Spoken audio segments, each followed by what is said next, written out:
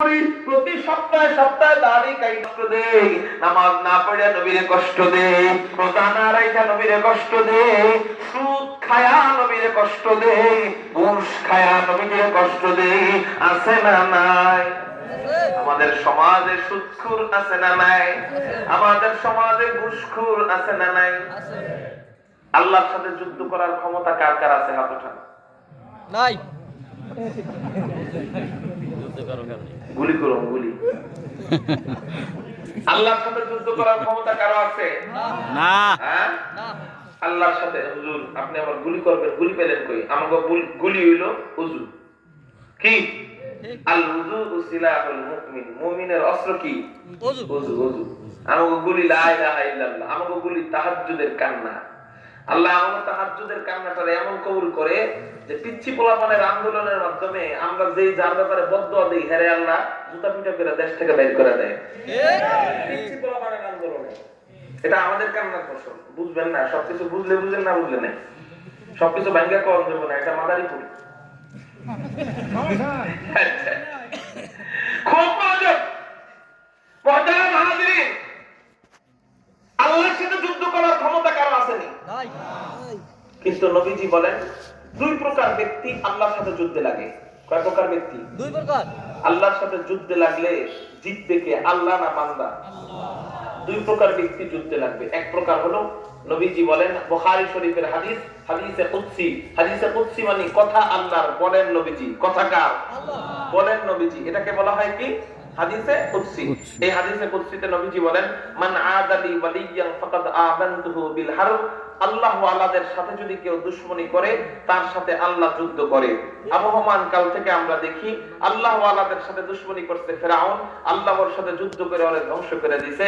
আল্লাহর সাথে যুদ্ধ করেছে নমরুদ, আল্লাহর সাথে যুদ্ধ করে ওরে ধ্বংস করে দিয়েছে। আল্লাহর সাথে যুদ্ধ করেছে হারুন, কামান, আল্লাহ এদের সাথে যুদ্ধ করে এদেরকে ধ্বংস করে দিয়েছে। আল্লাহর সাথে যুদ্ধ করেছে আবু জাহেল, আল্লাহ আবু জাহেলকে দুইজন শিশু বাচ্চার মাধ্যমে হত্যা করে ধ্বংস করে জাহান্নামে পাঠায় দিয়েছে। আল্লাহর সাথে যুদ্ধ করেছে বুশ, আল্লাহ বুশকে জুতার বাড়ি দিয়েছে। আল্লাহর সাথে যুদ্ধ করেছে সৈরাতার হাসিনা, আল্লাহ হাসিনাকে জুতা পিটা দিয়ে এদেরকে ব্যবসা করছে। রাগ করলে কিছু করার নাই, সত্য কথা মুখটা বাইরে হয়ে যায়। ঠিক না? ঠিক। আল্লাহর সাথে যুদ্ধ করে কেমনে? ওলিদের সাথে দুশমনি কইরা। কাদের সাথে দুশমনি কইরা? আল্লাহ মাহমুদ শফি রহমাতুল্লাহ আলাইহির সাথে দুশমনি করছিল কে? জুনায়েদ বাবনগরী রহমাতুল্লাহ আলাইহিকে জেলের মধ্যে নিয়ে দাড়ি ধরে টান দিছিল কারা? মামুনুল হক সাহেবকে জেলের মধ্যে নিয়ে বন্দী করছিল কারা? মিথ্যা ধর্ষণের মামলা দিছিল কারা? ওলামায়ে কিরামদেরকে ধর্ষণের মামলা দিছিল কারা? তারাই আল্লাহর সাথে যুদ্ধ করে। নবীজি বলেন, মান আদালি ওয়ালিয়ান ফাকাদ আযানতুহু বিল হারব। সাবধান, আল্লাহ ওয়ালাদের বিরুদ্ধে লাগবা, আল্লাহ তোমার লগে যুদ্ধ করব। ঠিক। আমি আওয়ামী লীগ করতে পারি, না করি না। আমি বিএনপি করতে পারি, আমি না করব না। আমি জামাত করতে পারবো, আমি না করব না। এটা আপনার অধিকার।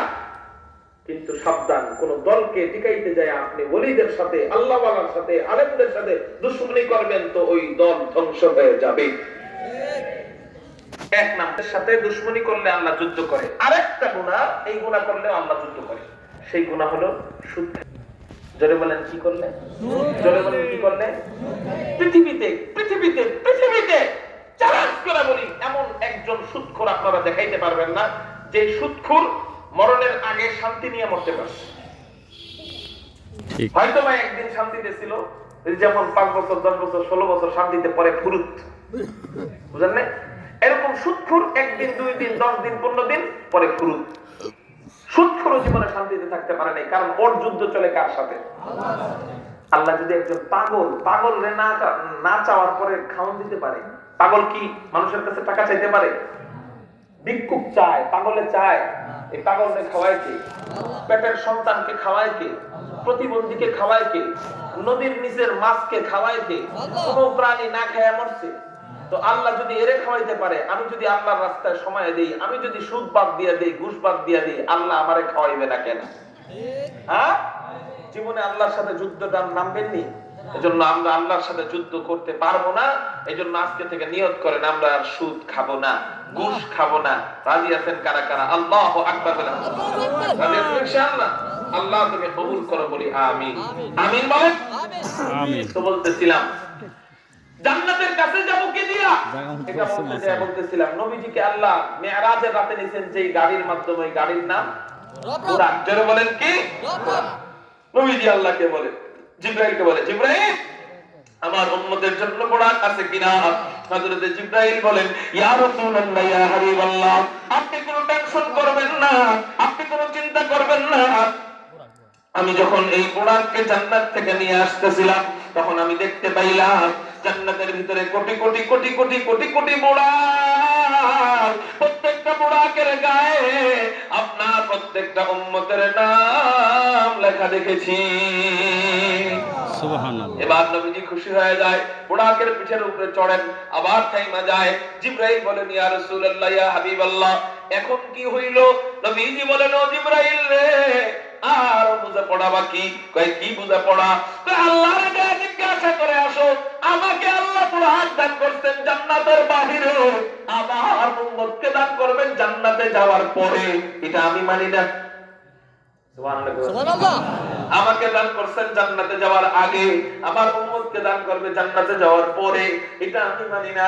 আল্লাহ বলেন, ও জিবরাইল রে, আমার রাসূলকে জানায়া দাও, আমার রাসূলের যেটা খুশি আমি আল্লাহর সেটা খুশি।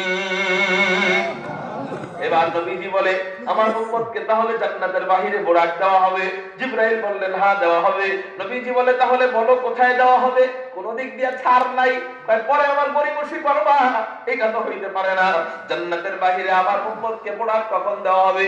হযরত জিবরাইল বলেন, ইয়া রাসূলুল্লাহ, ইয়া হাবিবাল্লাহ, আপনার উম্মত যখন হাসরের ময়দান অতিক্রম করে জান্নাতের দিকে যাবে, পায়ে হাঁটা গেলে তো কষ্ট হবে। এই আল্লাহ পাক রব্বুল আলামিন আপনার উম্মতের আরামের জন্য জান্নাতের ভিতর থেকে জান্নাতি যানবাহন বুরাকগুলোকে বাইরে পাঠিয়ে দিবে। আপনার উম্মতেরা যার যার বুরাকে উঠা বাদশাহী সম্মানে বীর দর্পে বাদশাহী বেজাবে জান্নাতের দিকে এগিয়ে যাবে। সুবহানাল্লাহ। তাহলে আমরা জানতে পারলাম জান্নাত আল্লাহ কি দিয়ে বানাইছে, এটাও আমরা জানতে পারলাম। জান্নাতের ঘ্রাণ কেমন, এটাও আমরা জানতে পারলাম। জান্নাতের কাছে আমরা যাব যেই গাড়ি দিয়া, ওই গাড়ির নাম। এবার আল্লাহ বলেন, হাত্তা ইদা জাউহা, মাত্র জান্নাতীরা জান্নাতের কাছে আসলো, এরপর কি হবে? আল্লাহ বলেন, ওয়া ফুতিহাত আবওয়াবুহা, আল্লাহ জান্নাতের 8টা দরজা খুলে দিয়েছে। এই ভাই আপনি বয়ানের মাঝখানে আরেকজনের ডাকেন কে? হ্যাঁ, আমার